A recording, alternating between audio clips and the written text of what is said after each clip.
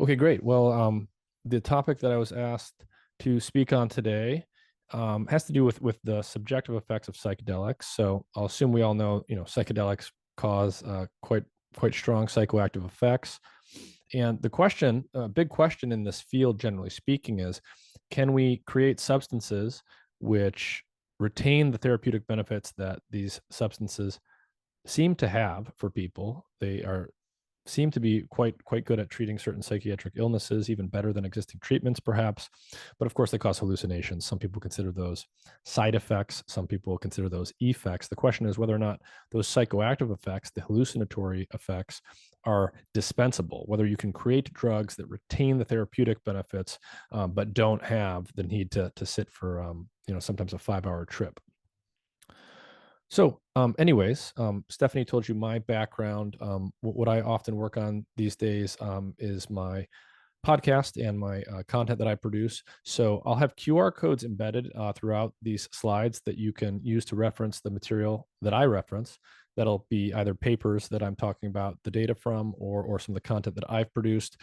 My understanding is we'll be able to watch this video afterwards, and so you can come back to the slides if you need to, and get to the papers and all that stuff.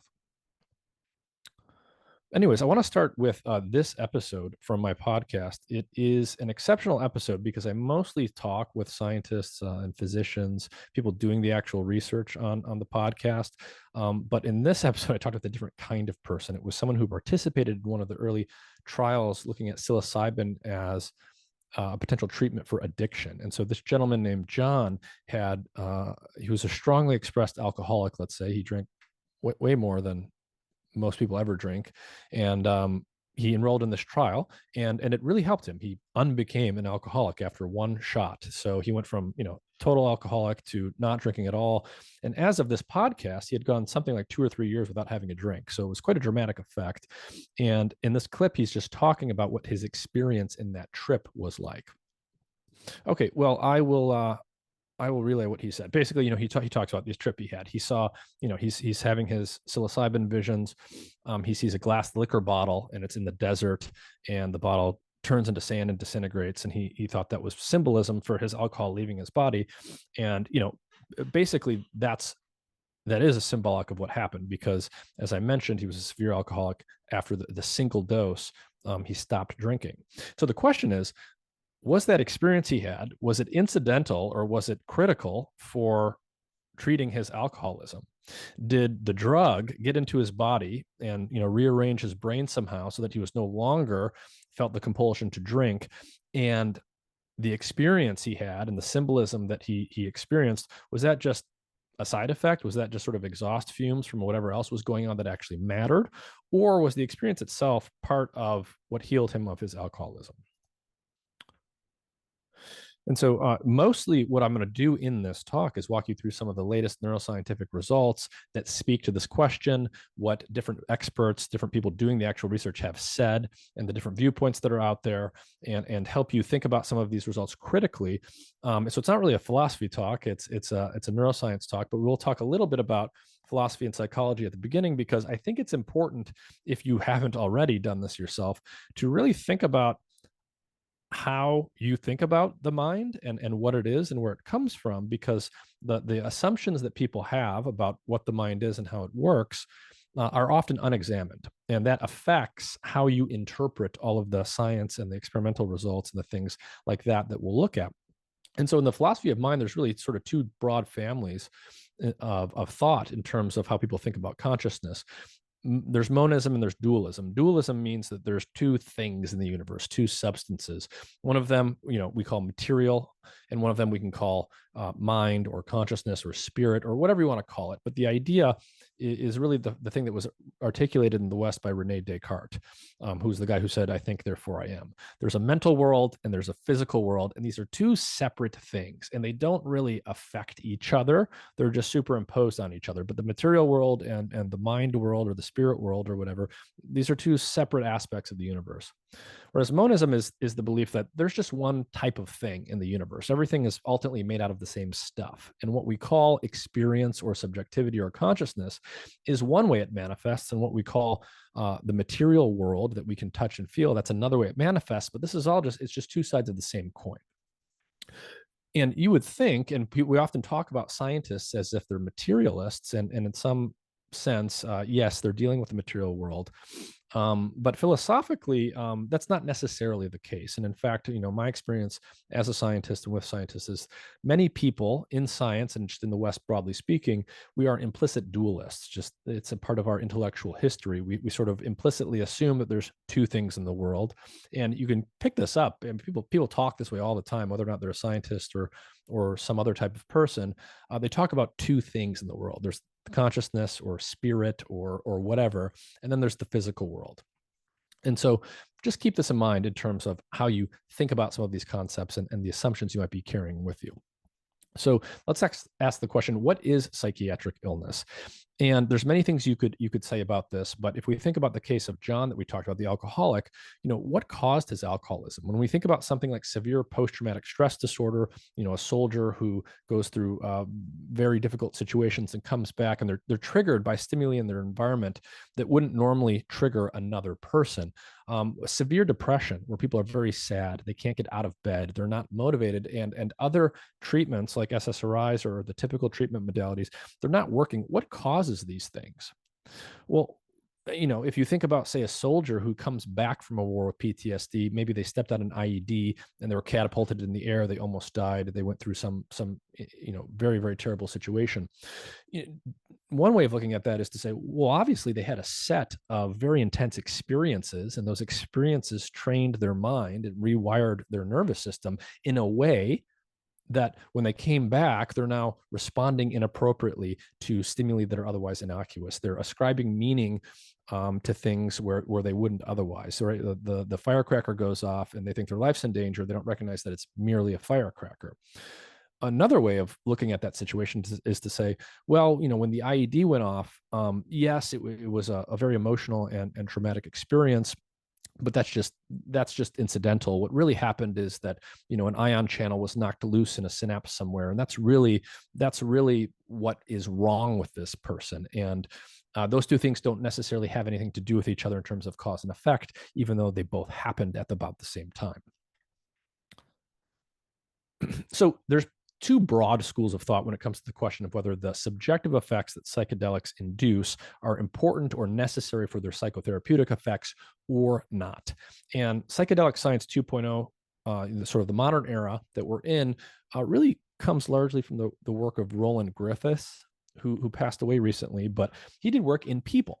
And he gave them psilocybin and measured various things across various studies. And basically what he found here that's relevant to this discussion that we're going to have is the intensity of the psychedelic experience, the intensity of the subjective effects that people experienced was a very good predictor of the therapeutic outcomes. People with stronger trips basically had better outcomes, and the intensity of the trip correlated very, very nicely, predicted the therapeutic outcomes they experienced, whether that was relief from depression or things like smoking cessation, so addiction. Across studies, this is what he saw. And so he said, okay, well, the experience must matter because it's such a good predictor of the therapeutic outcome.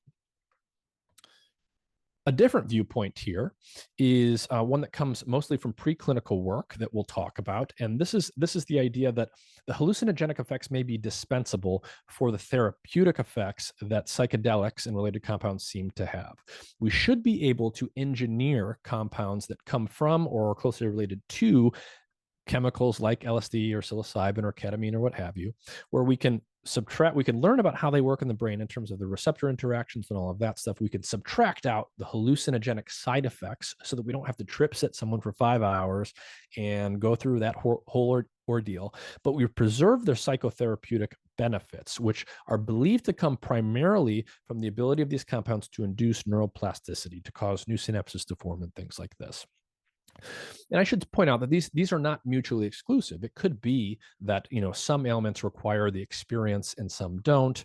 It's not necessarily all or nothing, but these are sort of the two schools of thought that are out there. So here's some data that is informing the viewpoint that the subjective effects are important. It's just showing you that there's a very strong relationship between the therapeutic outcome, which is plotted across the y-axis here for 3 different studies: change in depression, change in anxiety, change in addiction, basically, and the intensity of the subjective experience, what they call in some of the Griffith studies, the mystical type experience. And this line is straight, the correlation is strong. It's basically saying the more intense the subjective effects, the larger the therapeutic outcome. Okay, and here's some preclinical data that informs the other viewpoint, which is that the hallucinogenic or psychedelic effects may be dispensable.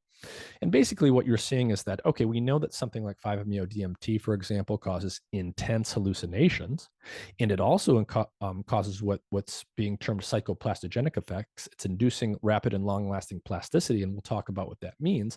But we can actually go in as chemists and as pharmacologists, we can tweak this molecule, and we can make something that's very similar to it or to other things like ibogaine that lacks a hallucinogenic effect, or so we think based on mouse studies, but it retains this neuroplasticity inducing effect. And so the idea here is that we can tweak these compounds that we know cause subjective effects in humans, and we know cause psychotherapeutic benefits in some of these trials.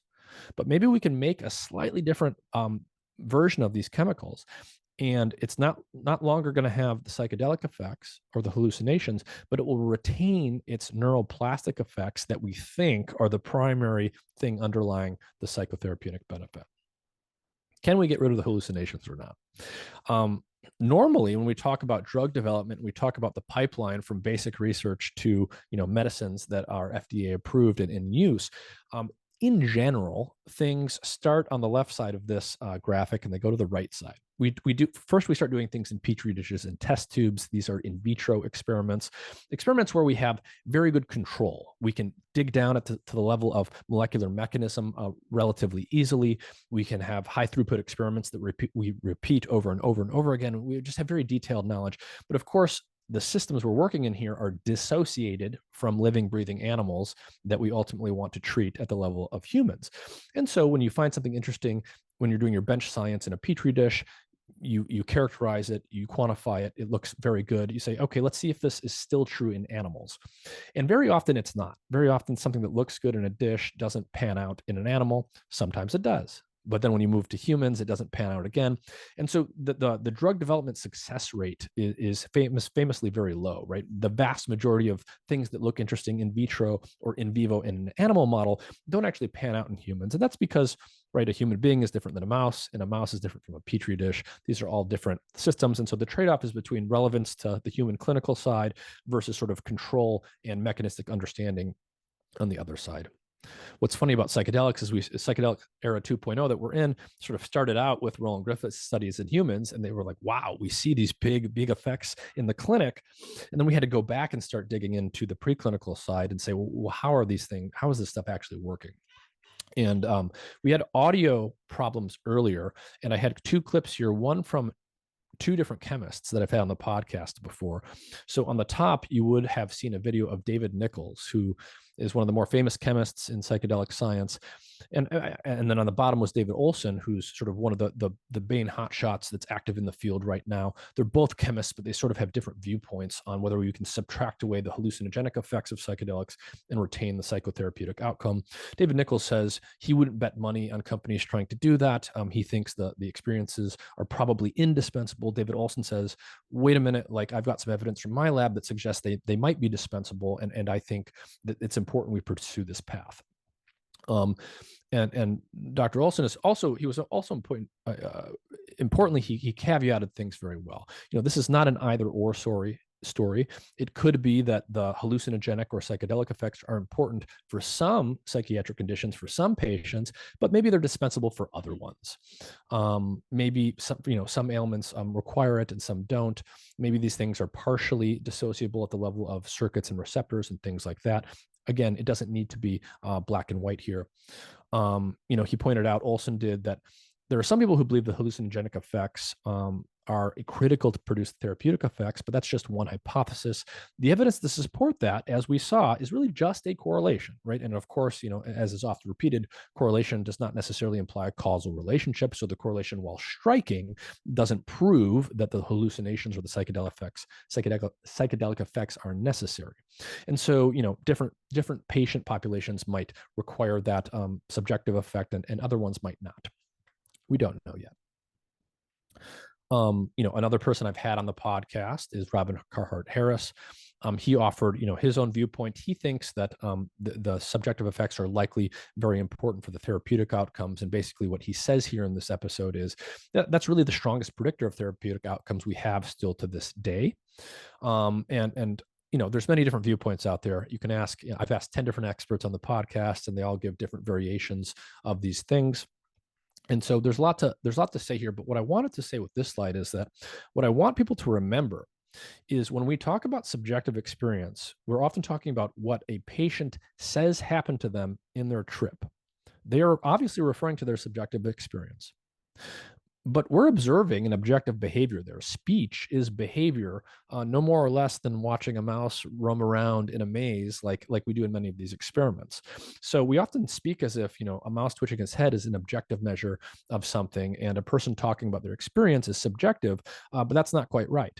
These are both objective observations about an organism's behavior that we're making. One of them is a person speaking in English, in this case, about their subjective experiences.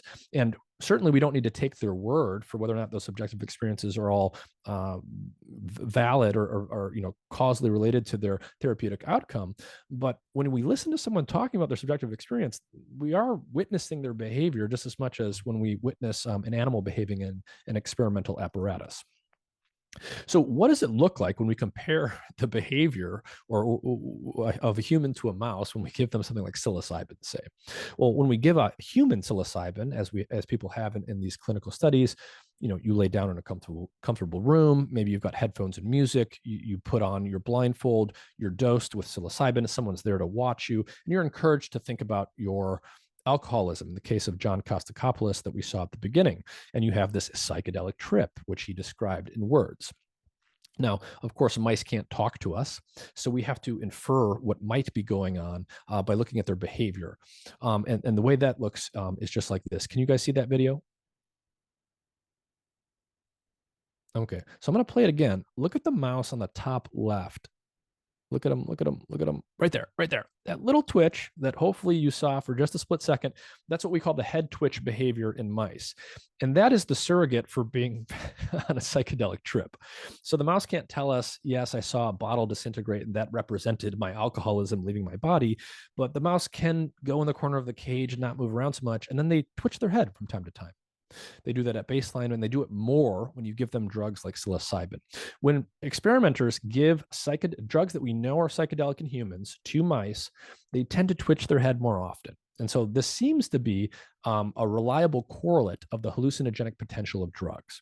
But when we talk about some of the experimental results we look at, and people say things like hallucinogenic potential or it caused hallucinations in a mouse, what they mean really is that they took a videotape of a mouse that they dosed with psilocybin or something else, and then they had probably a graduate student go watch that slow-mo video for like 4 hours and then count and make tally marks for the number of head twitches they saw.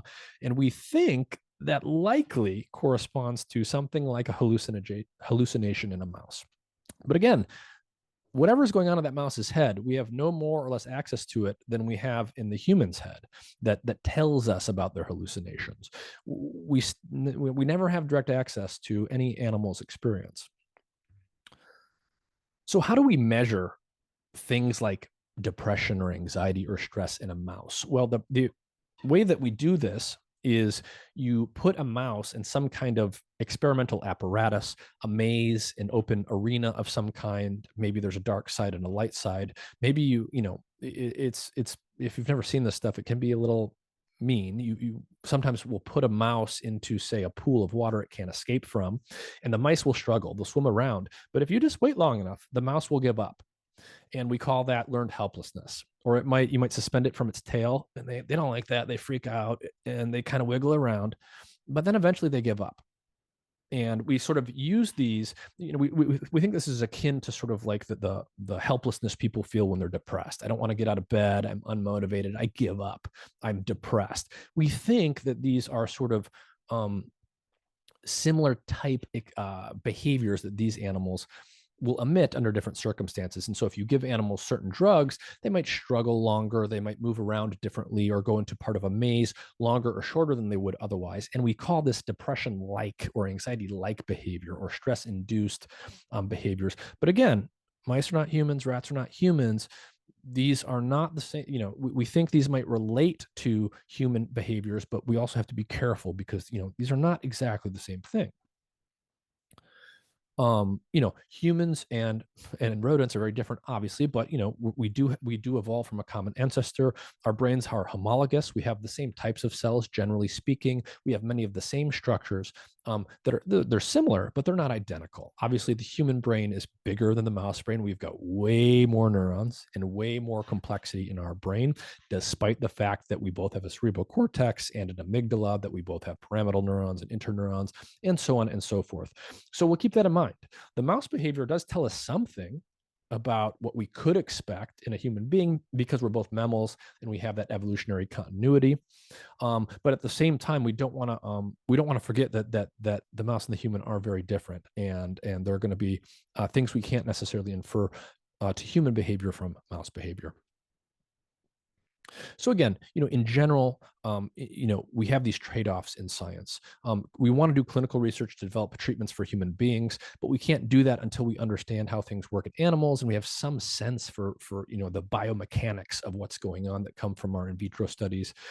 These studies on the left are more controllable, they're more rigorous, they're more replicable, and they're less expensive than human clinical trials, and so we tend to do them first. But again, the success rate for drugs, especially neuro drugs for your brain to treat things like psychiatric illnesses, it's very hard to develop these drugs. The success rate is very, very, very low. Most of the many, many thousands of drugs that look good in the preclinical setting, they drop off as you go from the in vitro studies to the preclinical studies to the human clinical trials, and they fail at some point in this process. So when we're thinking about developing new types of drugs inspired by psychedelics or related to the psychedelics in some way, we have to study these in animals. We have to figure out how they work before we can do a rational drug design of a new compound, before we can start testing it in humans and so forth. So how do we measure hallucinations in animals?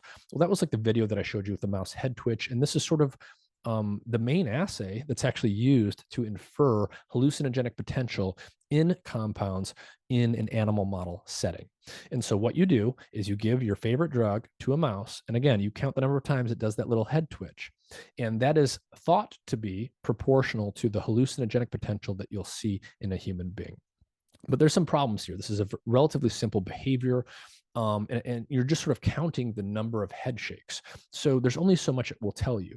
So for example, what you're seeing in this data plotted on the right here that just came out from Alex Kwan's lab is psilocybin and 5-MeO-DMT. They both give you, in an animal, more head twitching than a saline control, because they're both psychedelic, but they give you about the same amount of head twitching. But they have very different experiential effects, as anyone who's tried these substances can tell you. I have tried psilocybin, I've tried 5-MeO-DMT. It's definitely not the same experience.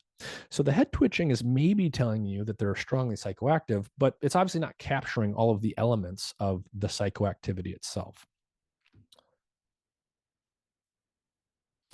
And so there's many different types of drugs, and it can be difficult to sort of parse and separate them when you're only thinking about one aspect of the drug, whether it's just the experience or just the chemistry or just the receptor pharmacology and so forth. And the terminology gets very confusing here, and people love to argue about this, and it's sort of an active area in the scientific realm right now. What's a psychedelic? What's not a psychedelic? What's a classic psychedelic, a non-classic psychedelic, dissociatives, phenethylamines, tryptamines, serotonergic psychedelics, non-serotonergic, like there's all of this jargon that gets laid out there. Usually it's rooted in the chemistry, but what I want to point you to in this talk is people are starting to, they classify in all different ways, and the terminology gets really confusing. We're not going to dwell on this, but what's kind of cool is people are starting to classify it based on what it's actually doing in the brain. And I'm going to slowly unpack some of that for you. But part of the puzzle here, one of the challenges is, okay, we've got all of these drugs, LSD, psilocybin, DMT, MDMA, ketamine, you name it. They've all got different mechanisms of action. They all interact with different receptor systems in different ways. They're all strongly psychoactive. They all seem to be therapeutic in some ways, but the psychoactivity is different, right? An LSD trip is very different from a ketamine trip. Ketamine's a dissociative, LSD's an ergot-derived serotonergic psychedelic. MDMA is different still, right? And people take MDMA at raves and they get in cuddle puddles. It's a different beast in terms of the experience, and they all have different mechanisms of action. But what we're going to come to through some of this research we'll look at is that despite differences in the mechanism at the level of the receptors, sometimes despite those differences, they're doing similar things in terms of neuroplastic changes, in terms of gene expression changes, and in terms of where they converge downstream of the receptors that they act on. And so there might be ways to classify them based on what they're actually doing in the brain that get around the fact that they all have slightly different chemistries or very different chemistries and different receptor interactions. One thing I want you to take away is a lot of the stuff I'm going to skip the details. We don't need to be molecular biologists if we don't want to be to understand this stuff, but just appreciate there's a lot of molecular complexity that's embedded in a lot of what we're talking about. But at the end of the day, when we're talking about many of these drugs, what is happening at the cellular level in general, in abstract, is the drug is binding to a receptor. It's sticking to some protein in our brains, whether that's a receptor on the outside of the cell, a receptor on the inside of the cell, or whatever. And that is causing some change to happen to the cell. An information cascade gets triggered, biochemical reactions happen. There's lots of stuff, lots of molecules, lots of jargon. But at the end of the day, the drug is inducing some cell biological effect. The behavior of cells is changing. And very often, what that amounts to is a series of reactions that end up changing the expression of genes and proteins in the cell. New genes get turned on or turned off, they get turned up or they get turned down. The cell starts making and using proteins differently to change what it's doing. That might mean building a new synapse. That might mean getting rid of a synapse. That might mean the cell physically moves from one location to another. The drugs are doing things at the cell level, and it's causing the cell to behave differently. And there's lots of complexity that happens in between those two things. Just keep that in mind.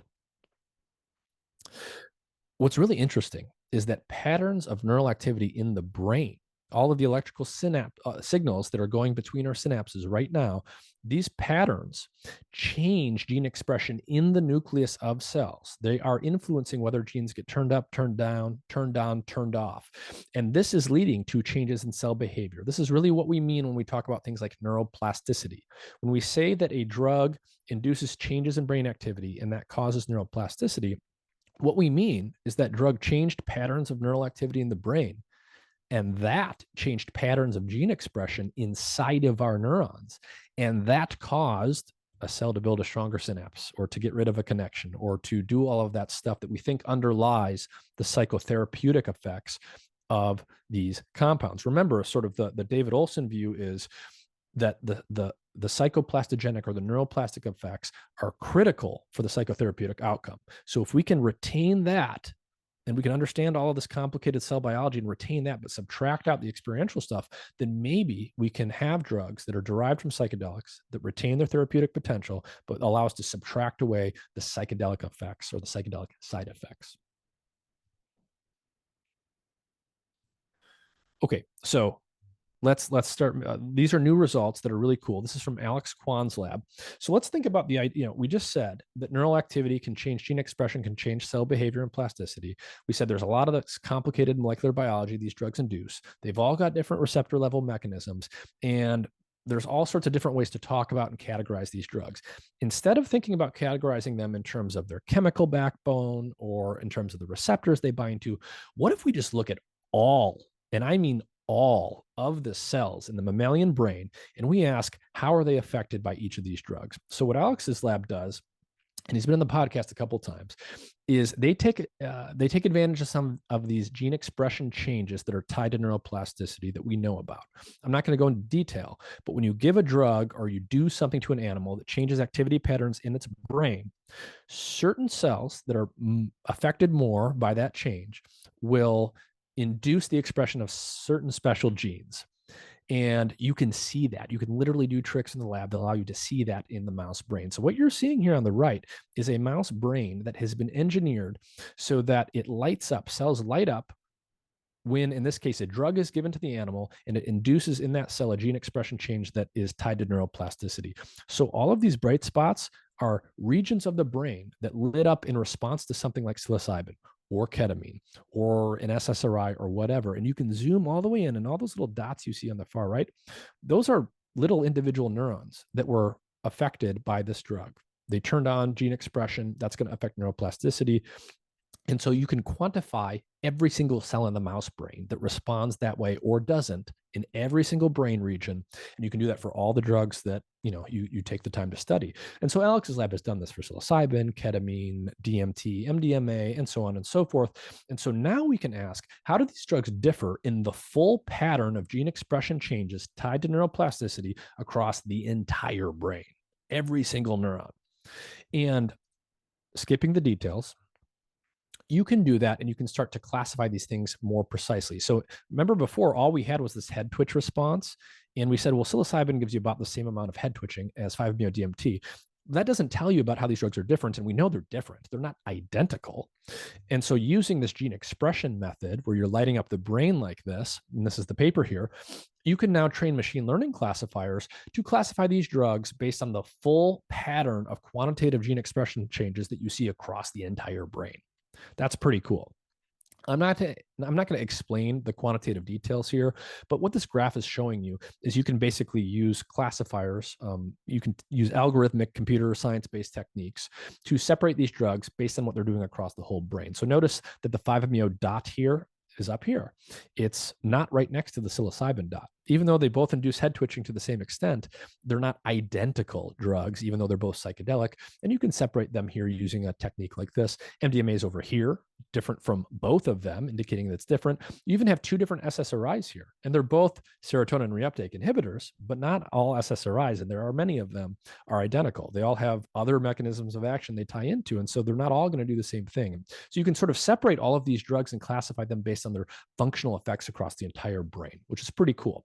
And so the point is that people are making progress, but we're getting better at more granularly classifying these drugs based on the full set of effects they have in the brain.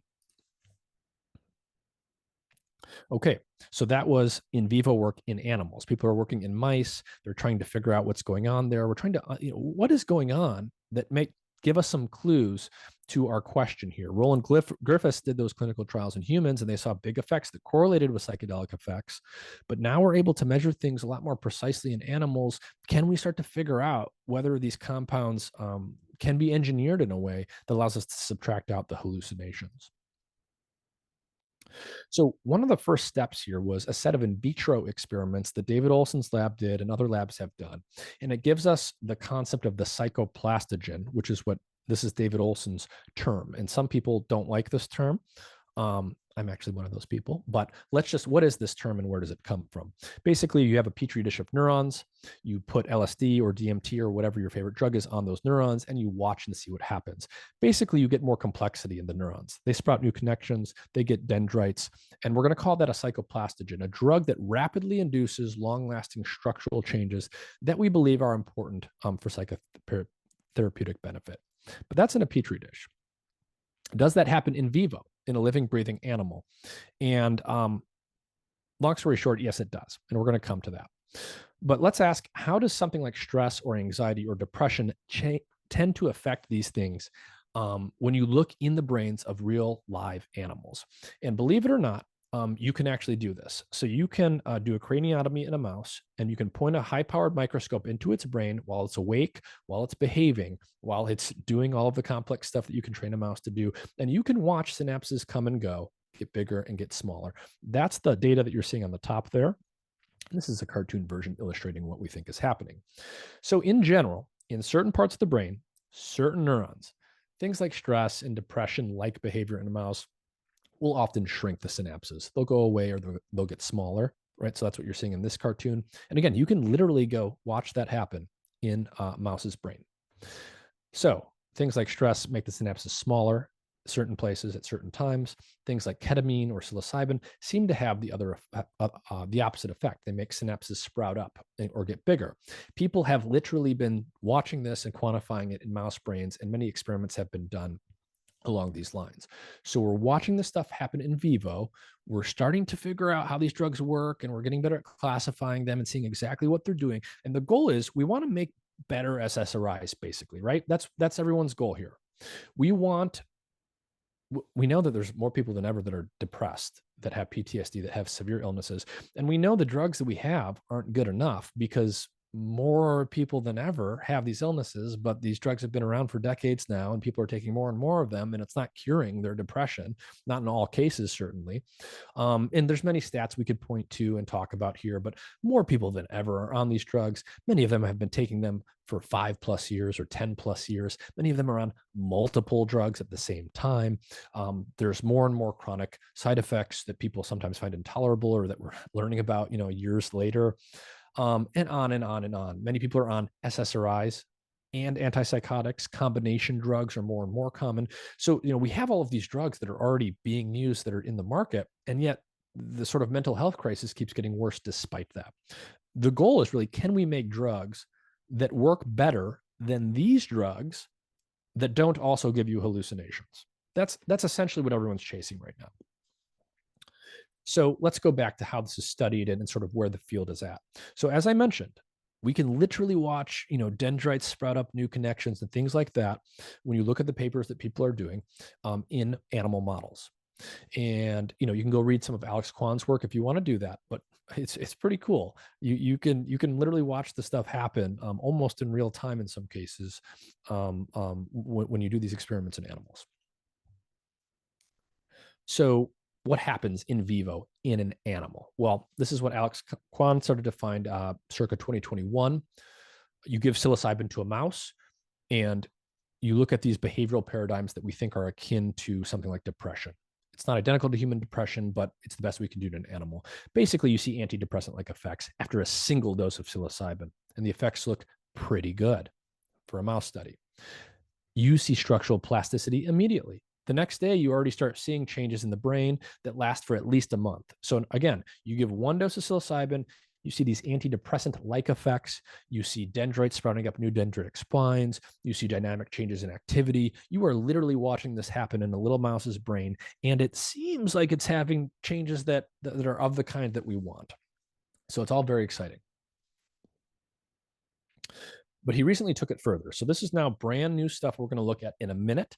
But what I want you to appreciate is that the cortex of a mouse, just like the cortex of a human, has many different areas: visual cortex, auditory cortex, frontal cortex. There's different parts, and in every part, there's layers, there's many cells, and there's a lot of complexity. There's all sorts of different types of cells in different layers of cortex, in different regions of cortex, and they all do different stuff. It's all very, very, very complicated, and you can go read about this for hours and hours and hours if you want. But different types of cells in different parts of the cortex receive different patterns of connections. A cell in one layer will have inputs from one place, outputs to another place.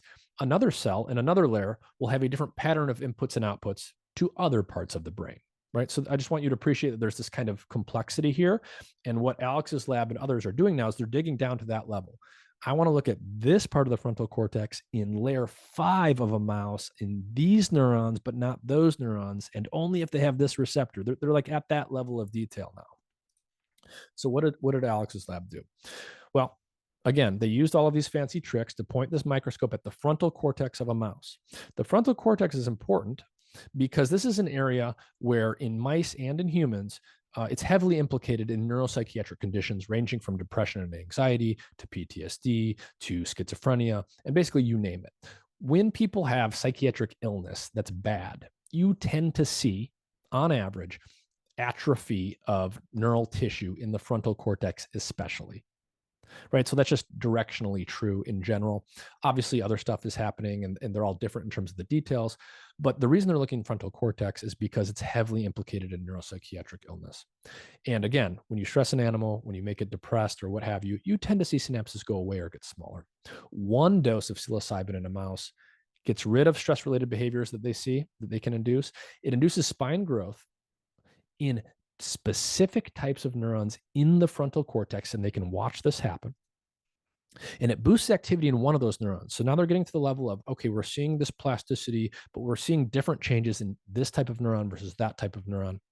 And what's cool is you can silence just that type of neuron that expresses a serotonin 2A receptor in just this part of the frontal cortex, and it prevents psilocybin's effects. And so what is that pointing to? Well, that's pointing to that you need those serotonin 2A receptors in just one cell type in one part of cortex to see this sort of stress-related behavior effect that is very exciting, but the mice still twitch their head. Why is that important? Because it's starting to point to the fact that you might be able to dissociate the therapeutic outcomes from the hallucinogenic effects of as measured in the animal by that head twitch behavior. So here's my attempt to simplify all of that complexity for you. This is what Alex's lab showed. You've got serotonin 2A receptors. This is the so-called psychedelic receptor all over the brain. This is a mouse brain, and there's 2A receptors and neurons in the frontal cortex and in the visual cortex and all sorts of places. This is just to illustrate that they're in many different places. What this study basically shows, if you take the results at face value, is that the 5-HT2A, the serotonin 2A receptor in one type of neuron in just the frontal cortex, seems to be important for psilocybin's ability to have effects on stress-related behavior, but it's not necessary for those neurons to be there for the head twitching. And that suggests basically that the hallucinations that these compounds like psilocybin induce, well, maybe those are all coming from other neurons in other parts of the brain, 5-HT2A receptor neurons in other parts of the cortex, not the frontal cortex. So it's speaking to the potential for us to disassociate the hallucinogenic from the psychotherapeutic effects at the level of circuits and receptors in particular parts of the brain. Okay? So 5-HT2A receptor is needed for plasticity and the behavioral effect for the stress thing that they were looking at. You can see this down to the level of an individual cell type in one cortical region, just the frontal cortex. That's very interesting. But even when you get rid of that receptor in those neurons and it makes the stress behavior effect go away, you still get head twitching, which suggests we can dissociate the hallucinations from the psychotherapeutic effect. Okay, but what's the clinical relevance here? Well, they observed this dissociation, they think, in animals. But how would this work even if you assumed everything worked exactly the same way in a human being? Because after all, if the goal here is to make a pill that you swallow that works better than an SSRI, well, think about it. That pill is going to go in your mouth, it's going to go in your tummy, and then it's going to go in your bloodstream, and then it's going to go everywhere in your brain. There's no way for a pill that you swallow to only get to just that one type of neuron, just that one part of cortex. So even though things might be separable experimentally in situations like that, it still leaves us with this problem of how do we people want to make a pill that gives you no hallucinations, but does better than SSRIs and other psychiatric drugs. If the specificity or the ability to dissociate things like the hallucinations from the psychotherapeutic outcome depends on a circuit and receptor level thing like this, you need a way to deliver your drug to just those neurons. And I don't know how they're going to do that, but it's something worth thinking about. Okay, but now for better or worse, we got to dig into another level of detail here, because everything that I shared with you a moment ago, and this is an important thing to keep in mind, especially if you aren't trained to dig into these studies yourself, because what I'm about to tell you is I don't know how much I believe all those results, even though everybody's talking about them. So all of this is very fancy. We've got microscopes, we've got molecules, we've got all of this expensive equipment. Everything that I told you a moment ago is me just taking the results of this study at face value, how they're reported in the paper and how they're reported in the press. I want to show you something. This is just important. Everything that's written down here about those headline results is based on things like this. What you are seeing here is immobility percentage. So again, you might hang a mouse by its tail and it squirms around and it's like, I don't like this, I don't like this. And eventually, if you let it hang there long enough, it gives up. That is one of the measures of depression-like behavior and stress-like behavior, scare quotes, that people are measuring in mice to make inferences about what might be true in a human being. So what are you seeing here with the black bar and the red bar? Apologies if it's not red, I'm colorblind. This one's lower, right? the lower bar here is a good thing. That's how we interpret it. We're saying that if you inject an animal with a saline control, it will give you this black bar in this immobility test. But if you give them psilocybin, just one dose, this bar gets lower, which we interpret as a stress relieving effect, basically. So bar goes lower, that's better in terms of our therapeutic potential here. And then we're saying in these two bars, we got rid of the 5-HT2A receptor in just those neurons that I told you about, the very exciting, very fancy experiments. And we said that effect went away. And that is like the headline result here. Hey, we got rid of that receptor in just those neurons, and the effect went away. And that means that psilocybin's effect at stress relief depends on that receptor in just those neurons. But look at this bar here. There's several dots here, and they average out to where that bar is. This bar is lower than that bar, and this symbol here means it's statistically significant, but just barely. But notice you've got one dot way down here that's pulling down your average. And I know this is probably, boring stat stuff to a lot of people, but what's really happening here when I look at this is a lot depends on this result for this paper. And that difference is significant statistically. That's what they support, what they report. But it's only significant because you got one dot way down there, which is just one mouse that moved around different than the other mice. And that's changing where that bar sits. And so my only point with this is you should be very, very, very careful at taking when you hear results like this, especially if they're reported in the media, because if you just take the results at face value, you might think something is true that's based on something like this. And this data is not too believable to me, because if you look at the overlap between these dots and these dots, it's almost completely overlapping. You've got just a few dots here below the black ones, and you've got that one outlier that's giving you your significant result. And there's a lot resting on that result. So beware. Okay, so anyways, the quest here is, okay, we're seeing these effects in vitro, these psychoplastogenic effects. We're seeing these, dendritic spine effects and these behavioral effects in vivo in mice.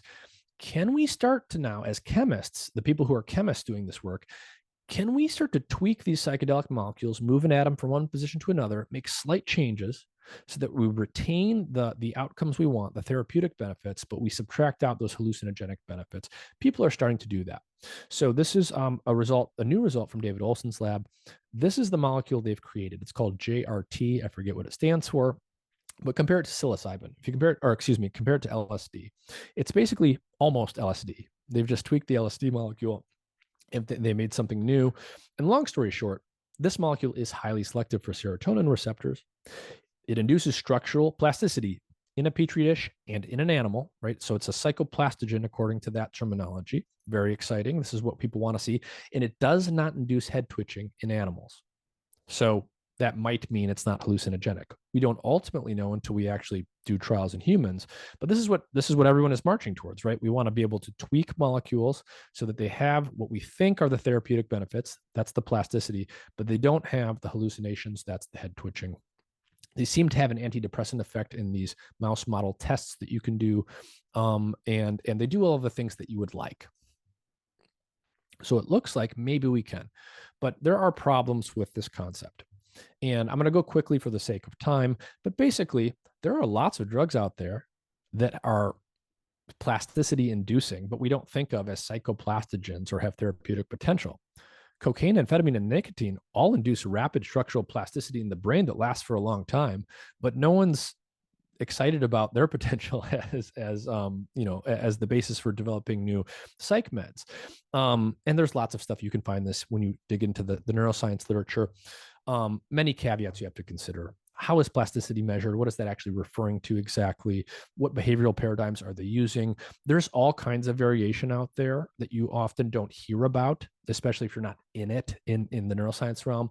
Differences between species, between strains. Oftentimes you see something in one strain of inbred mice, but you don't even see it in another strain of lab mice. But people often only use one strain when they are doing all of their experiments. The point is there's lots of caveats here, and you should be careful. It took me 5 seconds to go into the literature and find a paper about the antidepressant effects of nicotine. You can go in 5 seconds and find structural plasticity. Like, my point here is not that this study is like the study to look at, but you can go in and you can construct a story about plasticity and mouse behavior to construct any type of story you might want to. And as I showed you with some of those results, when we dug into the stats and stuff, a lot of these effects aren't as strong as you might think. And if the goal here is to make an SSRI or to make a drug that's better than an SSRI that treats severe depression, it should have a very big, very robust effect, not a measly little change in a bar graph somewhere that's based on one outlier data point. So all of those things should be kept in mind, because most drugs already fail. And so if these things are based on subtle effects in a bar chart and one figure in a mouse paper, a lot is resting on this. So I want to talk about one more scientist here, and her work sort of, you could say, would make you reinterpret all the things that we've already talked about. And so I want to talk about the concept of metaplasticity. And so that is how much plasticity is allowed to happen in the brain at any given time point. And so, as many of you might be able to appreciate just from experience, there are different windows of development. And in certain windows of development, we call them sensitive periods, because the brain is just more able to learn and to remember things, to sprout new connections, to prune away existing connections, basically to learn. Think of the phrase, "You can't teach an old dog new tricks." Well, neuroplasticity never goes away completely. Your brain is always changing, even if you get into an advanced age. But for certain windows of development, your brain is more plastic. More change is potential. The potential for change is there more in some of these key developmental time windows. And this brings us to the concept of metaplasticity. And so Gould Dolan's lab has studied this a lot, and she's got a whole body of research here that's very interesting. She looks at social reward learning and the critical period for that in rodents. Basically, you can take what you can think of as an adolescent mouse, and you compare it to an adult mouse. And when you look at their social behavior and how they learn about social behavior and how their social behavior changes, what you find is that there's a sensitive period in kind of mouse teenage years where they are more able to learn about social interaction and change their social behavior. And that involves oxytocin, and involves other things. And she's done some work that you may have heard about where things like MDMA and other compounds can actually affect that critical period for social learning. In fact, what they find is that when you administer psychedelics, MDMA, ketamine, psilocybin, a bunch of different drugs to adult mice, where normally the sensitive period for social learning is closed, it essentially reopens that sensitive period, and they can relearn things that they wouldn't otherwise be learning as adult mice. So, how does this work? Well, when you dig down into the nitty gritty, what I want you to think about is this.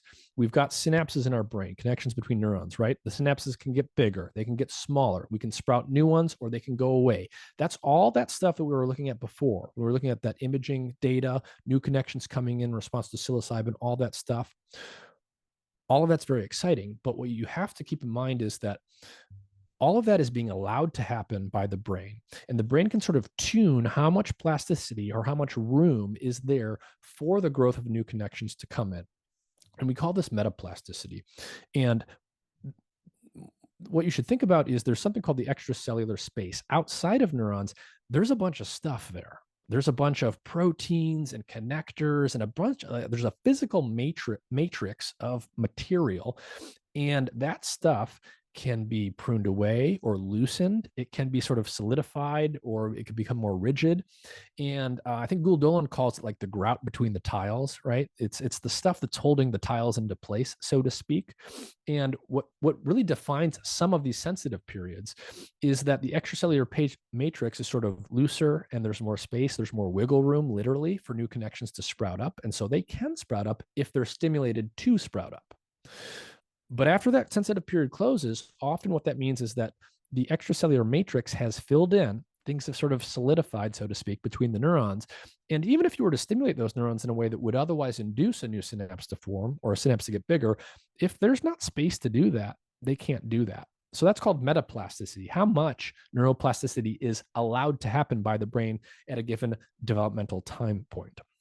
And the reason that's important to consider is when we look at what these drugs do, when Gould Dolan looks at these in her lab, what she finds is that drugs like ibogaine, ketamine, LSD, MDMA, but not cocaine, they induce metaplasticity, They reopen this critical period for social learning that they see in rodents.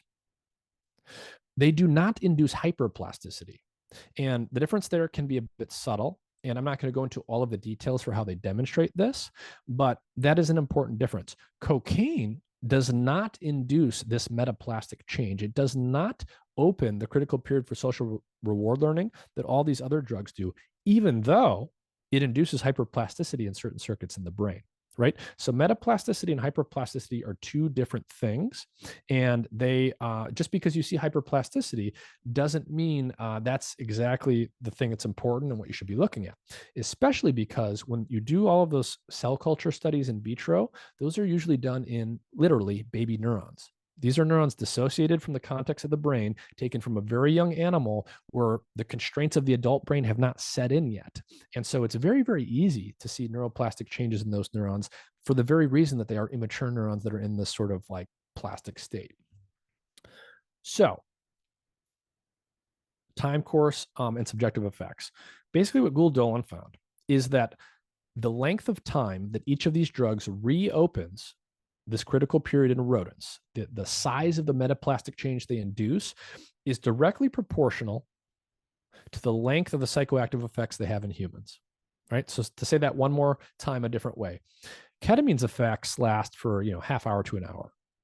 Someone takes ketamine, they're going to feel it for about that long. Ibogaine, you can trip on ibogaine for 2 days straight. Right. And so you've got everything in between. Psilocybin trip might be 3 to 6 hours. MDMA is similar. An LSD trip might be 8 or 10 or 12 hours. They all have different durations, right? They sit at the receptors and do their stuff inside of cells for different lengths of time. The subjective effects last for different lengths of time. And it turns out that the length of their subjective effects is proportional to how long they kept that critical period for social reward learning open in mouse brains. And so again, this is evocative of the idea of, okay, well, maybe the subjective effects are important here. Maybe how long you're experiencing the subjective effects is going to be tied to how long your brain can be changed in a psychotherapeutically relevant way. That's the idea.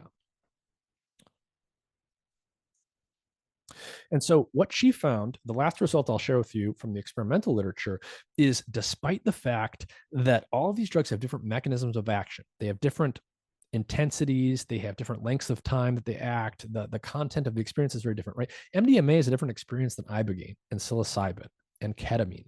Ketamine's a dissociative. LSD's a serotonergic psychedelic that makes you trip for 12 hours. MDMA interacts with the serotonin transporter. Ibogaine is interacting with opioid receptors. They all have these different receptor mechanisms of action. But what Gould's lab actually found is they looked inside of cells and they did gene profiling. They looked at the expression changes of genes in response to these drugs. And what they found is that despite all of the differences in their mechanisms of action, there was actually a convergence downstream of the receptors. There's a core set of genes that got changed by these drugs that they all shared in common. And what those genes and all of these drugs induce changes in genes that ultimately had to do with things like the extracellular matrix. They were affecting proteins and stuff in the cell that determine sort of how loose or rigid or hot solid the extracellular matrix is.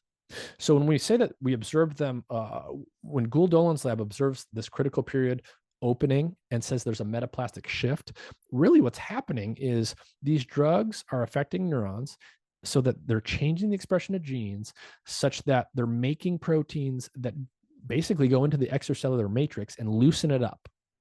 They make it they give you more room in the brain for neuroplastic changes to happen if they're stimulated to happen, but they're not going to happen automatically, right? And so if you think about it from the human side, what this starts to get you thinking about is, okay, if I give you a drug like psilocybin and it has a therapeutic benefit, that's probably not coming for free all by itself. Right? You have to direct the plasticity in a certain way. And that probably is why people like Roland Griffiths or the people at MAPS who did the MDMA assisted psychotherapy studies for PTSD saw the results they did, because it's not just giving the drug, it's drug assisted therapy, right? If MDMA is causing metaplasticity, it's enabling plastic changes to happen if they are stimulated to happen in a particular direction. But the therapy is probably directing that plasticity in a particular direction. And so the expectation, if Gould-Dolan's work is true and you take it at face value, the expectation would be that you need to have something direct that plasticity in the window of time in which this metaplastic shift happens, and it's going to go away at some point. And that metaplastic shift seems to be tied to the duration of the subjective effects, right? So this is just another viewpoint here. I'm gonna skip over some of the details here, but basically, when I talked to Ghoul, she articulated a different viewpoint, and I've talked to her twice on the podcast. Her viewpoint is that the way she interprets her data is the subjective effects of all of these drugs, MDMA, psilocybin, ketamine, LSD. She says that basically those subjective effects are what it feels like for this metaplastic shift to be happening, for your brain to be going back into a more childlike open state. And you're probably not going to be able to subtract that away and retain the therapeutic benefit, because in her hands, the meat of this is that metaplastic shift. You are reopening essentially a sensitive period of development that is akin to what was already there in a more literally in a child, basically in a juvenile animal, and you're reopening it in an adult, which gives you the opportunity to induce neuroplastic changes if the requisite stimulus is there to do that. But she doesn't think it's very likely we're going to be able to engineer drugs where you subtract out the hallucinogenic effects but retain that metaplastic effect. So what will the future of psychedelic therapy look like? Well, one of our options is it will look like what we've already seen. You can't subtract out the hallucinogenic or the psychedelic effects. And for better or worse, you have to go through in order, you have to have an experience, and that experience is going to be an important part of the psychotherapeutic outcomes that we see in people. Now, that's not that we don't know. At the end of the day, no matter what I've showed you here today or what anyone says, we won't actually know the answers to all these questions for sure until someone develops a drug that doesn't make a mouse twitch his head, but makes it, seems like it's curing mouse depression. And we do clinical trials in people, and they tell us, no, this does not make me trip. And then they also get better at higher rates than they do with SSRIs. No matter how many mouse experiments we do, no matter how many neurons we look at, we can't actually know if these things are bona fide non-hallucinogenic drugs until we give them to people and we confirm that they are in fact non-hallucinogenic, even if the mice are twitching their head less when we give them to the mice. So, can we make a pill that you swallow in your mouth that does not make you trip, but does much better than the existing pills that are out there at treating severe psychiatric illness? Well, the way that I think about this, I'll just give you my brief sort of take on this whole field. I don't think it's a coincidence that we've seen the effects we've seen on the therapy side, the psychotherapeutic side, for ketamine, for psilocybin, for all of these, for MDMA, for all of these things. I don't think it's a coincidence that they're all psychoactive. I'm fairly sympathetic to the Gould-Dolan view that the subjective effects are entailed by the metaplastic effects that are happening in the physical parts of the brain, and that it may be difficult to subtract these away. I suspect that the following things will happen in the near future. So I'll guarantee certain things, and then I'll say I think certain things are going to happen, and then there's certain things I have no idea. What's definitely going to happen? We're going to see more compounds. We're already seeing this, and there's more coming, I promise you. There are compounds that don't make a mouse twitch its head, that don't seem like they make a mouse hallucinate, that induce plastic changes and make a mouse move the ways that we want them to move in a maze, that indicate a potential therapeutic benefit. And those are going to move to human clinical trials. And we're going to see some of those start to get done the next few years. I think you're going to see psychedelic drug derivatives that do not cause hallucinations, that do help people with certain psychiatric conditions, but I do not think those drugs are going to cure things like severe depression and severe PTSD at the levels that we've seen in like the MAPS trials with MDMA. That's my guess based on my interpretation of the data. I think you're going to see psychedelic drug derivatives that do really cool stuff that doesn't have to do with treating depression or PTSD.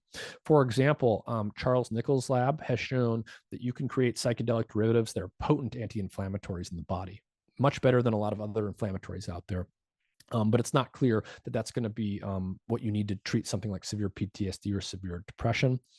Of course, I could be wrong about that. It's possible, we've seen in some of the work that I showed you that you can dissociate the hallucinatory effects from the therapeutic benefits as measured in mice. But what I also showed you is that some of the underlying data, some of the effect sizes are much smaller than you might want to think when you look at the headline results for some of this stuff.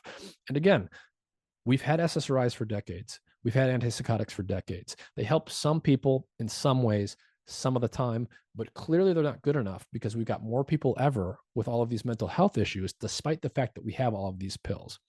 I don't think it's a coincidence that all of these psychedelics, broadly defined in the Gould-Dolan sense, to include, MDMA and ketamine and all that, it's not a coincidence that they all happen to be psychoactive and we're seeing these types of effects in them. And the way that I look at it is, I just ask myself, what causes severe depression? What causes PTSD? My answer to that question is experiences. People have a certain pattern of experiences, and those experiences entail changes in the brain that, synapses form, synapses go, dynamic activity patterns change. But I don't think you can separate at the end of the day the experiences from the physical changes. I think those two things are two sides of the same coin. And I don't think it's a coincidence that all of these drugs are strongly psychoactive in different ways, and yet they converge on this similar set of mechanisms downstream of their receptors, and that we've seen these amazing effects in human clinical trials with things like psilocybin, with things like MDMA, and they all just happen to be these strongly psychoactive compounds. I suspect that's not all a coincidence. But of course, it could be wrong, and there are other viewpoints here. And in the next 5 to 10 years, we'll probably have a fairly definitive answer, one way or the other. That's it. These are links to all of my content. The one on the bottom will take you to basically all of the podcasts I've done with researchers that I mentioned in this podcast, and people who've done related work. There's a lot I didn't talk about, even though I know that I threw a lot at you there. But I have plenty of time for the next half hour or so. So if you guys have questions, go for it. Yeah, thank you, Nick, for that presentation. That was incredible. A lot of information, a lot of data. Yeah, if you guys have questions, just unmute yourself and ask away.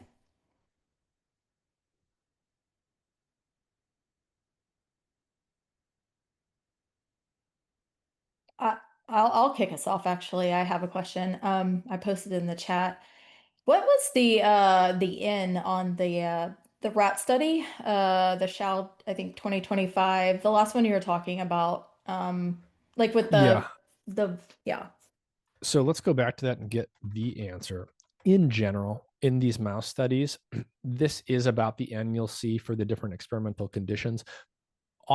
So we'll count these in just a sec, but often it's 6 to 12. It's somewhere in that realm. For these ones, what do we got? 1, 2, 3, 4, 5, 6, 7, 8, 9. Yeah. So 9, Okay. give or take, per condition. Okay. And Okay. notice, right, this bar is not that much smaller. In fact, they start their graph at 40 instead of 0, which makes this difference look bigger than it otherwise would. And Mm, that symbol there means their p-value barely crossed the magic 0.05 threshold. And as someone who's done a lot of analysis like this, I'd bet you a little bit of money that if you took away that one data point here, yeah. suddenly they don't have a significant result. 100%. I mean, I could do the math in my head and tell you that. Uh, honestly, just by looking at it. I mean, if you look at things like this enough, you kind of can tell. Um, Also curious, I'm not familiar with the head twitch as it relates to hallucinations in a Yeah. rodent, but can you maybe just unpack that a little bit more for the audience, just in terms of like how did they even figure out this behavioral effect is related to something like that? Yeah. So apparently, on the episode that it's about to release that I did with Alex Kwan, that's on my website right now, and it should be going everywhere in the next few days. It's the second time I talked to him. I basically asked him that question. I was like, how well does the head twitch correspond to the hallucinations that we see in humans? Where did this come from? What's the history there? Basically, this has been known for decades. And for reasons that are a bit mysterious, someone, back in the 60s or whatever, noticed this. How they noticed it, we don't know, because we use high speed cameras today and slow them down to see this head twitch response and count it. They didn't have that technology back then, but somehow back then they noticed it. Maybe someone was just really paying attention and they saw these little head flicks. And long story short, basically every drug that we know is a bona fide hallucinogen in humans, psilocybin, LSD, DMT, whatever, anything that clearly causes hallucinations or strong psychoactivity will cause elevated head twitch behavior in the mice. They twitch their heads more. There's a pretty tight correlation there. The more strongly hallucinogenic it is, the more head twitching you get. Psilocybin and DMT gives you quite a bit. MDMA might give you a little bit less. And both of those will give you more than in a saline control condition. Now, I think there are a couple false positives and negatives that people talk about there sometimes. Apparently, I was told by Alex Kwan that if you give an animal, a mouse, tryptophan, just regular old tryptophan, it will induce head twitching in the mouse. Now, you or I could take a tryptophan pill and we're not going to hallucinate. Now, is that because this isn't a perfect measure of hallucinogenic potential, or is it because maybe if we took enough tryptophan, it's comparable to the high doses they've given to mice to see head twitching, maybe it would? We don't actually know that. But what we do know is that for all of the bona fide psychedelics that cause hallucinations, it does cause elevated head twitching in the mouse. But as I showed you in other slides, even though they might induce as much head twitching in the mice, we know that the psilocybin and the DMT experience are not identical. They're very different. And so that gets into some of the other stuff that Alex Kwan's lab has done around the CFOS mapping in the brain and that other people are doing to better and more granularly classify differences in these. I also can tell you that people are doing machine learning aided behavioral phenotyping. So instead of just looking at one kind of simple behavior like a head twitch, we have the technology today, and neuroscientists have been able to do for a number of years now, very advanced, very specific whole body behavioral phenotyping, and get down to the real nitty gritty of all of the behavioral differences that a mouse displays to, say, like ketamine versus psilocybin versus MDMA and so forth. So I think soon we'll start to see more data out there that isn't just relying on this one behavior to look at what these drugs are doing. Right. Thank you. That's good. Good background information. I mean, if you kind of don't understand the behavioral, um, you know, assessments that they use for these, it's kind of difficult to wrap your head around how they can understand if a mouse is hallucinating, right? Just from a head twitch. So, Yeah. And again, in the next few years, there's a bunch of drugs in development, David Olson's lab, Brian Ross' lab, others, and the mice don't head twitch. And so we're moving those things, they are moving those things forward, and we'll see human clinical trials. And once we see those, we'll know, like, we'll really know how good that head twitch data is at some point. Yeah, yeah. I like that. Cool. Um, all right, let's see. Here is a question from the audience. Could you explain, this is from Leo, could you explain if there is a known relationship between psychedelic experiences and spiritual or mystical states? Um, well, maybe you can elaborate on this if what I have to say initially doesn't answer the question there. But probably, this gets back to Roland Griffith's initial work giving psilocybin to human patients. And this really goes back to this slide. Can you still see my slide here? No, let me make sure I'm sharing. Okay, there we go. So can you see that? Okay. So if you go back to that work and similar work that's been done since then, what they do is obviously they're giving psilocybin to people in a controlled setting. They're studying something in each study. It might be anxiety, it might be depression, it might be addiction. They've got some therapeutic outcome they're measuring, like a reduction in cravings or a reduction in a depression score. And what Roland Griffiths and others have done is they've come up with things like the mystical experience score. Basically, you ask people about this, about their experience after they have it in a very particular way, the way that a psychologist would measure other things, right? You give them a standardized questionnaire that has very specifically designed questions, and you score them on each answer to each question. And for each patient, you come up with a score. And in this case, the mystical experience score has to do with one element of the subjective trip that they have, that they call the mystical experience. So if you've ever had a psychedelic trip, right, sometimes you have this, mystical or religious type experience where you have this deep sense of meaning. Other times you might have visual hallucinations, but not so much that mystical type experience. And there's sort of these different subcomponents that they have tried to measure with some of these questionnaires. And so the best answer I can give the person who asked that is they've studied things at this level. They know that you can dissociate, say, the intensity of the sensory hallucinations per se from the mystical type experience or various other aspects of the experience and the significance people apply to it. And these things are at least partially dissociable. The mystical type experience that Roland Glifers studied, I believe, was a single best predictor of the therapeutic outcome of the various measures that they had. So that's basically the answer I can give you. If you need more specificity, or that wasn't quite it, just let me know.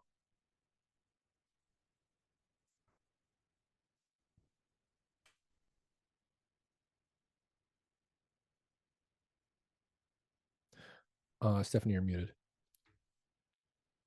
Sorry about that. Leo, would you like to unmute and follow up to that question or type it in the chat and I can follow up for you? And by the way, Leo says, thanks for doing this, Nick. Oh, you're welcome.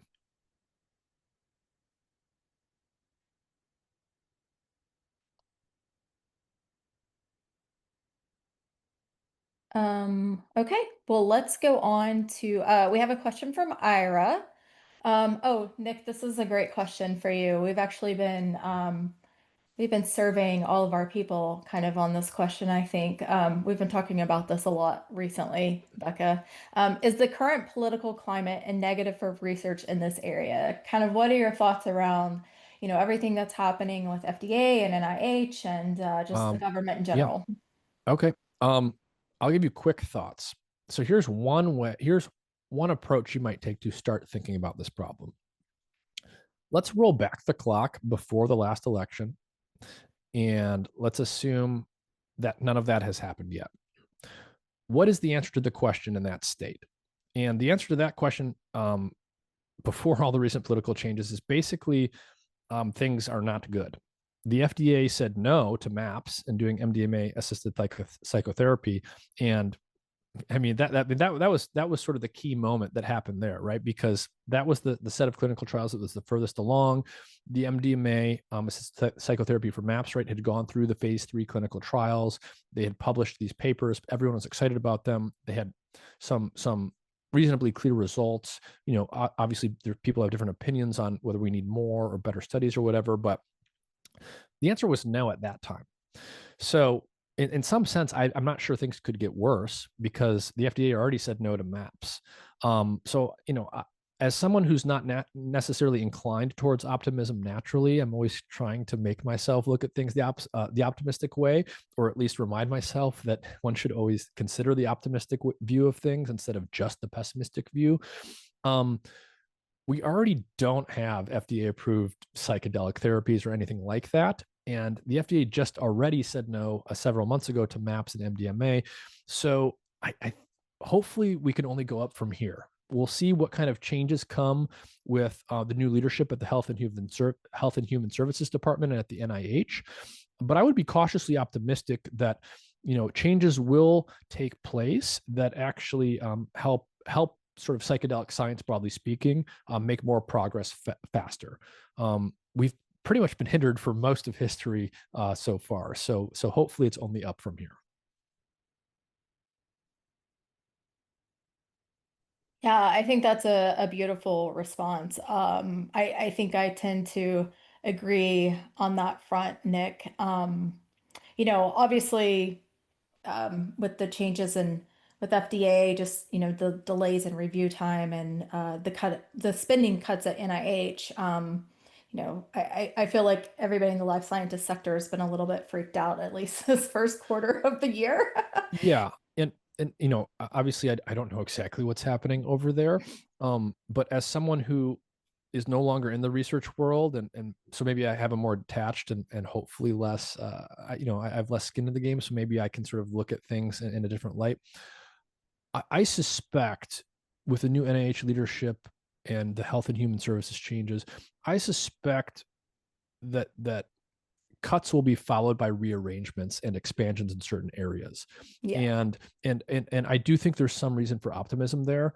I think, right, no matter, as someone who's gone through sort of the gauntlet of academia and the startup world, I've seen sort of these types of organizational changes happen in different ways in different types of organizations.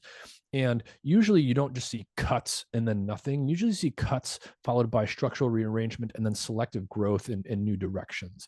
And so in principle, that's probably what I would expect to see. Is that going to take a week, a month, a year? I don't know what the timeline is going to look like. we're talking about the US government here. This is a very big ship with a very small rudder. So certainly things aren't going to happen overnight, but I would expect cuts to eventually be followed by a reinvigoration of growth in new kinds of areas. Yeah, And hopefully that absolutely. means psychedelic science. I would agree. I mean, I think that's I would 100% align with that opinion. So, all right, Tommy, you have a couple of questions. Yes. Is this working? Yes. Hmm. I just got a computer today. So, Nick, I got a couple of questions. One of them is so some of the substances, entheogens that you were talking about, um, like your DMT, your psilocybin, um, your MDMA, things like that, that truly do like some neuroplasticities and you know regrowths and stuff. What's your thoughts on the help that the future might have that those substances might help things like dementia, Alzheimer's, and Parkinson's disease? Yes. Good question. So, what do all of those things have in common, and how would I start to think about this? So, a couple things I'll mention here that are probably intimately related on a deep level, even though we talk about them as separate things. One of them is neuroinflammation, and one of them is metabolic problems in cells.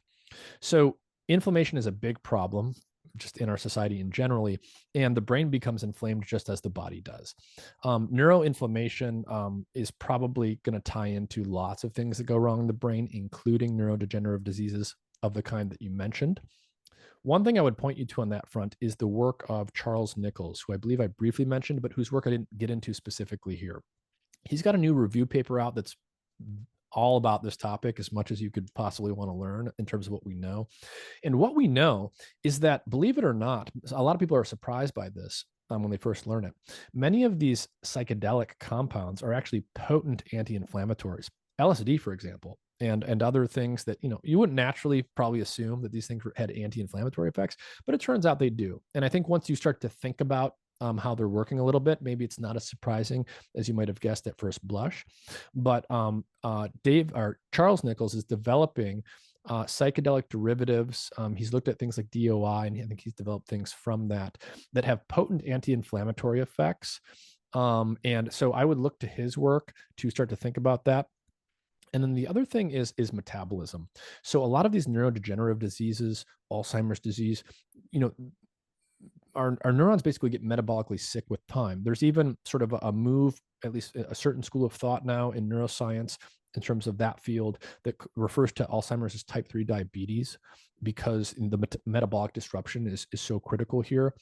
The person I would point you to, who's been on my podcast, is Christopher Clemenson. I think he's Danish. He sort of works at the interface between metabolism and like weight loss drugs and stuff like that, and then psychedelics as well. And as it turns out, when you start to dig into that, I think some of these compounds are having more metabolic type effects as well. And I can't give you too much detail there right now, but those are the two areas I would think of: inflammation and metabolism. And I suspect there's probably a common denominator there. And I wonder if some of the what we call neuroplastic or psychiatric or antidepressant effects of these compounds actually fundamentally have to do with reinvigorating the metabolism of the cell so that there's less inflammatory compounds being made and different types of metabolic pathways are getting shifted on and off. If you think about what neuroplasticity is, when you think about new neurons growing, a synapse has to get bigger. The cell has to build stuff. That's an anabolic signal that ties into things like the mTOR pathway. And I suspect that the psychedelics are tapping into some of those anabolic growth and metabolism pathways in our cells. Fantastic. Great answer. Thank you. Also, how come you don't like the term neuroplastogen? So let's talk about how that term is used, how we might rescue a definition, but why some people, including me, haven't sort of liked the basic definition here. So let me get my slide in front of me, because I have exact quotes. I don't like misquoting people. So basically, what is the definition of psychoplastogen that was first introduced? It's basically something like a psychoplastogen is a compound that induces rapid and long-lasting neuroplasticity, especially in places like the prefrontal cortex, which we think are very important for psychiatric illnesses. So the key is rapid. It's got to do it rapidly. Neuroplasticity fast. Why is that important? Well, we know that traditional medications like SSRIs, they induce neuroplasticity. It just takes time. And right, we know it takes months of time for the subset of people that are improved by an SSRI, if they have depression, say. It usually takes months of time before you see that therapeutic effect. And we also know that they do induce things like synapse formation and neuroplasticity in the brains of animals. But again, there's a time lag there. So a psychoplastogen isn't just inducing plasticity, it's inducing it fast. And then the other side of that is it's got to be long lasting. So a key observation with a lot of this stuff is that you get this quick induction of spine growth, say from psilocybin or ketamine, but then it lasts for quite a long time after just that one dose.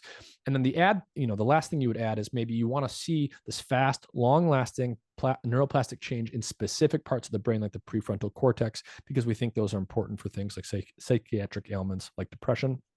The problem I have with that is what I mentioned at a couple points in the talk, which is, okay, well, if that's our definition of psychoplastogen, nicotine is a psychoplastogen. Opioids can be psychoplastogens. We have plenty of examples of drugs that induce rapid and long-lasting neuroplastic changes, but they clearly don't fit into this mold. And so, the way to rescue that is to say, okay, it has to be rapid and long-lasting, and it has to be in these particular circuits in the prefrontal cortex or some other region, but not some other places. And we can go back and forth about that, but I think the resolution here, I would go back to Gould Dolan's work. When we see, these psychoplastogenic effects were initially observed and defined based on experiments done in vitro, in neurons growing in a dish. And when you do those experiments typically, and in the experiments I'm talking about, they were done this way, they're using immature neurons from a very, very young animal. And it's completely dissociated from the context of the adult brain. You don't have an extracellular matrix that you do in the adult brain. You don't have all of the connections and the processes and all the other stuff that is in the intact nervous system. And so it is much, much, much easier to induce hyperplasticity in a cultured dish like that. Gould Dolan, she's good with her words. She says, if you've ever done these experiments, you can spit on a cell culture and induce neuroplasticity. So that's where the problem comes in, is this term was sort of defined from experiments where it's pretty trivial to induce neuroplastic changes. And then we've got these other drugs that we don't think of as neuroplastogens that induce rapid and long-lasting plasticity. And then Gould Dolan's sort of work is, this is not about hyperplasticity. This is not about inducing new synapses. This is about metaplastic potential and shifting the ability for stimuli to induce plasticity. But she showed very clearly in her work, I think, cocaine is different than these other drugs. She defines psychedelics broadly to include anything that leads to this metaplastic change that's based on this extracellular matrix modulation. Cocaine did not do that. Cocaine was able to induce hyperplasticity in its own ways, but it does not have this metaplastic effect. What is the term that you would use, or that Dolan is using for that select group? Well, so again, you don't like that term. I'm kind of being funny, but yeah, you don't like that term. What is one that you think would be a more fitting one, or that is going around in the circles there? Well, so the thing about this stuff is, like, sure, do I have my opinions? Sure, I do. But this is true in all contexts, but it's also definitely true in the scientific world. Everyone wants to own the terminology. Everyone's got their own preferred terminology. And I want you to use my words. No, I want you to use my words. Gould Dolan's got her terms, and David Olson's got his terms, and they're going to argue about this forever or forever. And it kind of turns into just this semantic mess. So the question is, like, let me repose the question, and we'll use this as a discussion point. The term psychedelic, what should that refer to? Well, I think we would all agree it includes psilocybin and DMT. LSD is included too. What about ketamine? What about MDMA? Well, some people would say, well, no, ketamine's a dissociative. The effects are different. We know there's a different receptor involved. MDMA is an empathogen, right? That's named after the types of subjective effects it induces. It doesn't really give you hallucinations. Some people would say we can talk about the classic serotonergic psychedelics and on and on and on. I would, again, this is all just going to turn into a linguistic battle. The way Gould Dolan in her papers, according to her studies and her view, uses the term psychedelic, it's like an umbrella term. It refers to psilocybin, ketamine, ibogaine, MDMA, all of those things. Anything that induces this metaplastic shift that she saw in her papers, she thinks we should have a term for that because that's a common downstream thing that they're all tapping into despite their other mechanistic differences and despite their subjective differences. They're all tapping into this one thing at the end of the day that was important for opening this critical period and inducing this metaplastic shift. And she uses the term psychedelics to refer to those. Now, should we come up with a new term or use that term? I'm so tired of arguing about the nomenclature, but sorry to bring it yeah. No, I'm just saying, like, yeah, everyone's got an opinion about the word, and hopefully we converge on something. I totally agree. And that was it, man. I appreciate it. Oh, and one other thing is, what's your thoughts on quantum like psychiatry? I don't know enough about that stuff to comment. Yeah. All right. Like okay. All right. Cool. Thanks for the answers, man. That was absolutely fantastic. I appreciate your time. You're welcome. Thank you. I look forward to starting to follow your podcast. All right, great.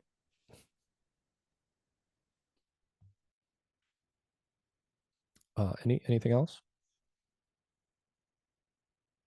Any other questions?